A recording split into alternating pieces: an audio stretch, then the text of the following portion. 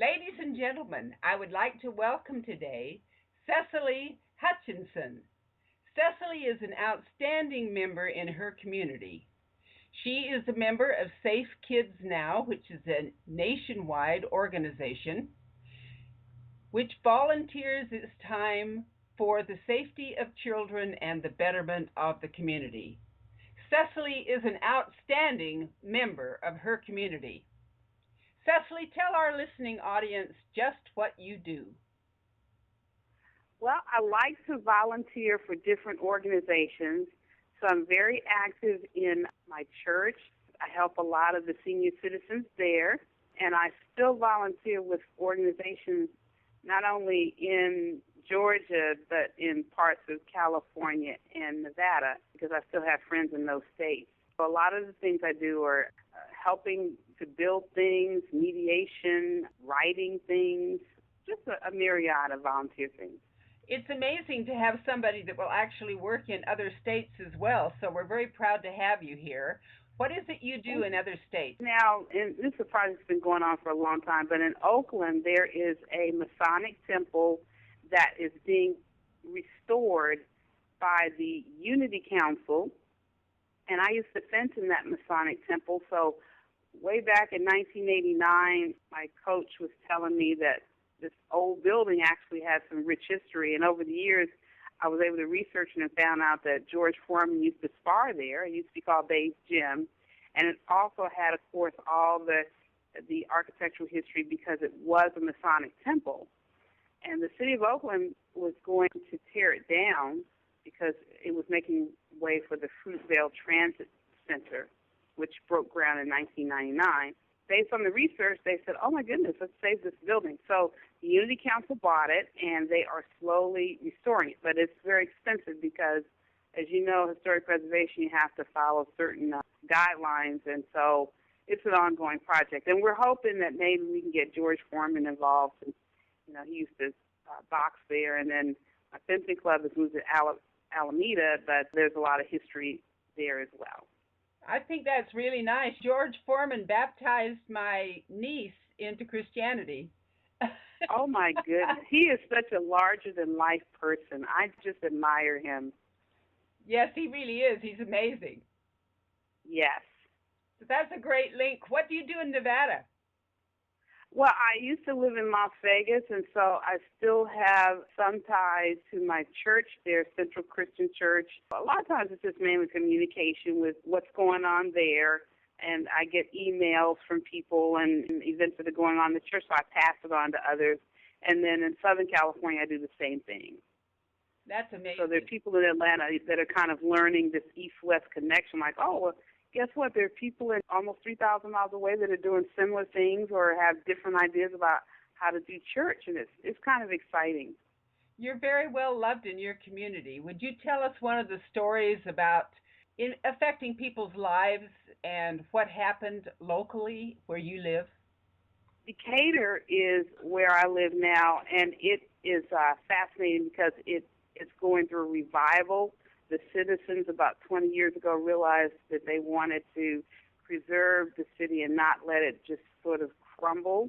And so when you see Decatur now, it's very upscale. They preserved a lot of the old buildings as well as they have newer buildings. I did interview to be on the board here that does historic preservation. I wasn't selected, but it was a fascinating process to learn about the city of Decatur and why it's kept the old courthouse and some of the historic buildings and still maintain that modern kind of character. I've been volunteering there have been some events like the Decatur book sale and a lot of family events that happen in Decatur. So that's kind of what I do. I'm going to interrupt and tell our listening audience just how powerful you really are and what this really means. Cessaly is a graduate of Georgetown University Law Center. She also has done architectural engineering study from Laney College. So when she gets involved in the restoration of an old building, the refurbishing of the needs of a town, she has the intellectual ability to find out what's legal, what's right, how to present it, and the architectural ability to make sure that the right people are there. On top of all that, she has training in accounting from Howard University. And from the Art Institute, she studied interior design. This is a multi talented woman, and she puts these things together to beautify, to teach, to lead, to restore, and to help her communities. I want Yes. you to tell people in this listening audience a story that you took care of or were involved in concerning the elderly. Wow, that's a great one because my grandmother was very instrumental in me learning about elderly people because when I was a little girl, she was like my weekend buddy.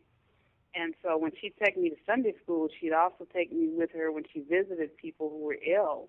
She just taught me a lot of sensitivity and a lot of act when you visited people who weren't feeling well. I remember many years ago, passed away now, she took me to see her very dear friend. They were friends way back to the 30s. In fact, she was my mom's godmother.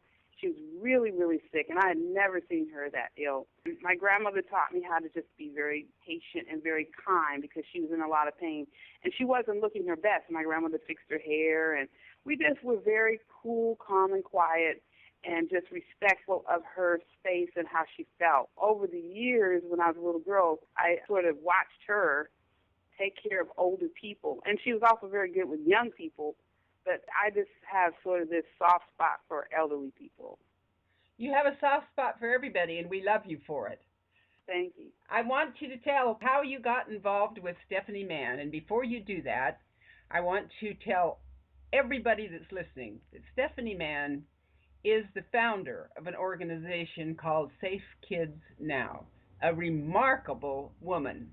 And Cessaly is very involved with Safe Kids Now. Cessaly, tell us your story. It's really an amazing story.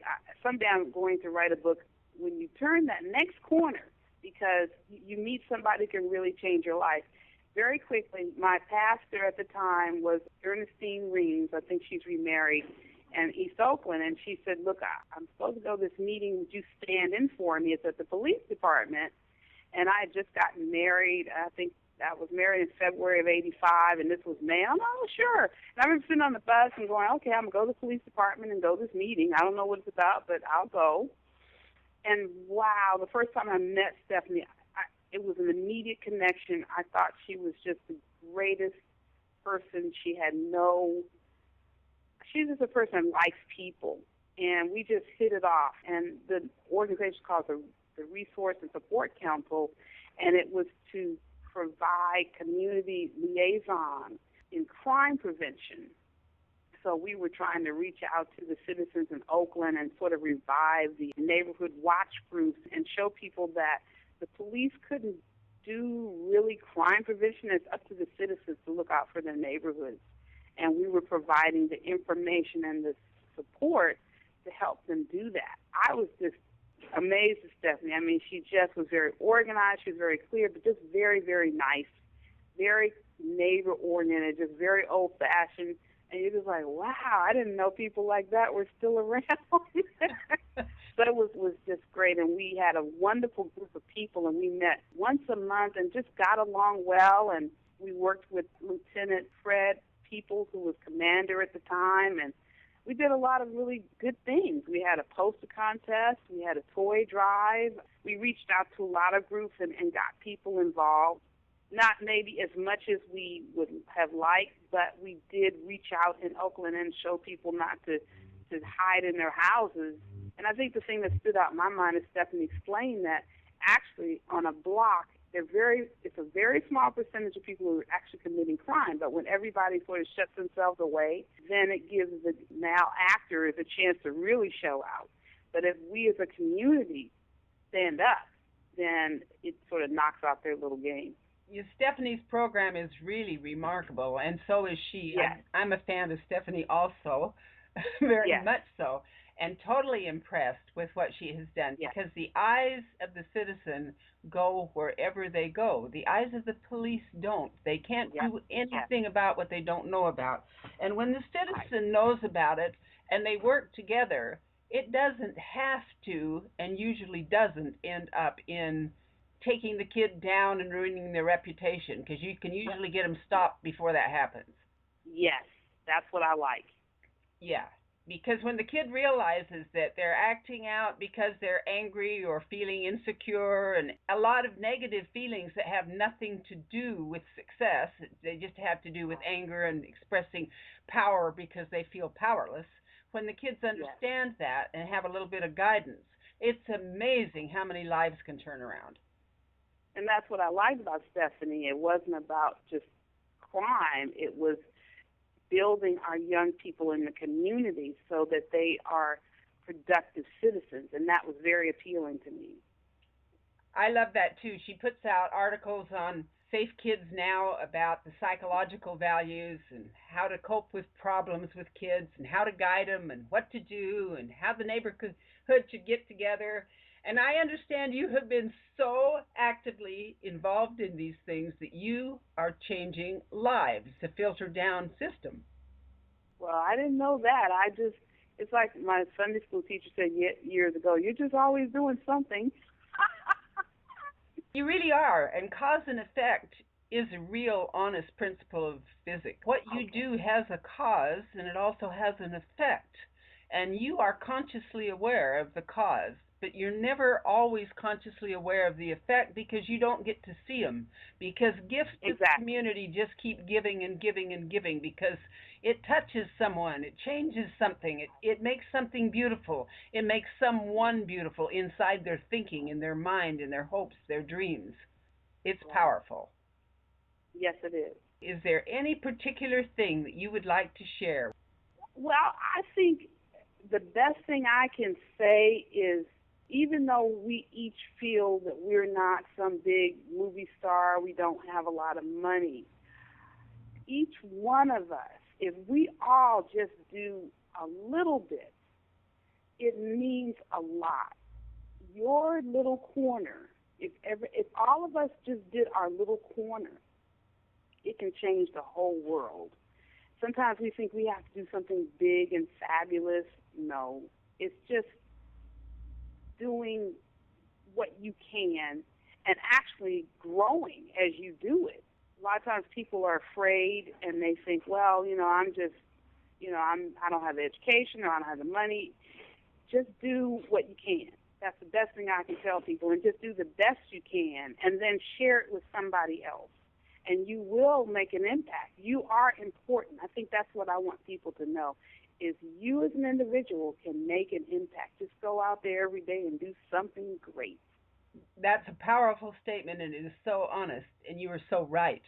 If we just share kindness, understanding, listening, be there for a friend when they need somebody to talk to or just to vent to, help them find a way to feel better about themselves and life and hope without being judgmental.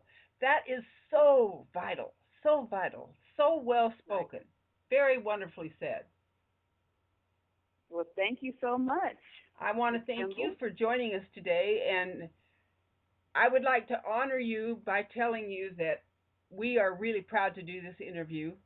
You have done several things in your community that have made people love you and look up to you and be proud they even know you. So Cessaly from Safe Kids Now, Cessaly Hutchinson, we want to thank you. We are honored to do this interview on our program. Thank you, Cessaly.